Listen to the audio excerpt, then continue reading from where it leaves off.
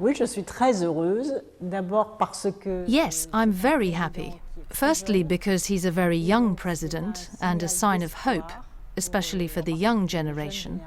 And secondly, because he's widened the gap with the far right. A creusé l'écart avec l'extrême droite.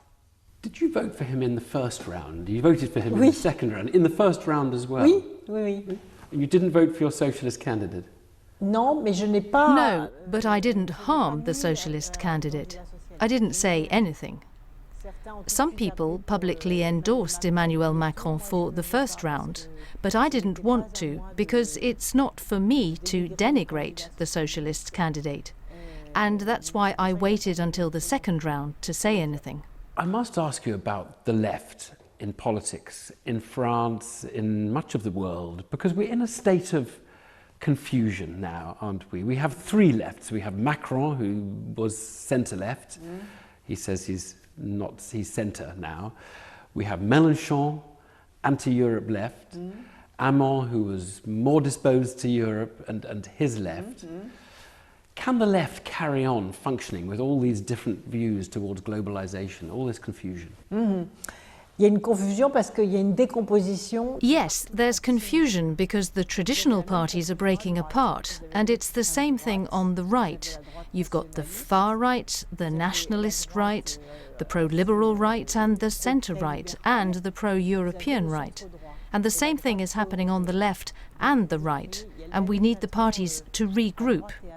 So do you think France is in the middle now of a major new party structure? C'est plus compliqué. Je dirais que la France a voté... The French people voted for the centre, but the extreme parties have become more radicalised with a very powerful far right and far left. So we need to be very careful about how the country is governed, because people need to feel included in a new economic, social and environmental model, so we have consensus around projects and ideas. We've got elections coming up in June. What is going to happen in those elections? Who's going to be supporting whom? I mean, are the parties going to work together after the election to support the new president if he doesn't have a majority in the parliament? How is this going to work? Ça va dépendre du résultat. It will depend on the results. We'll see next week when the candidates are known. Of course, Emmanuel Macron wants a majority in Parliament, but other politicians are considering the option of the Socialist Party and En Marche, or the Republicans and En Marche.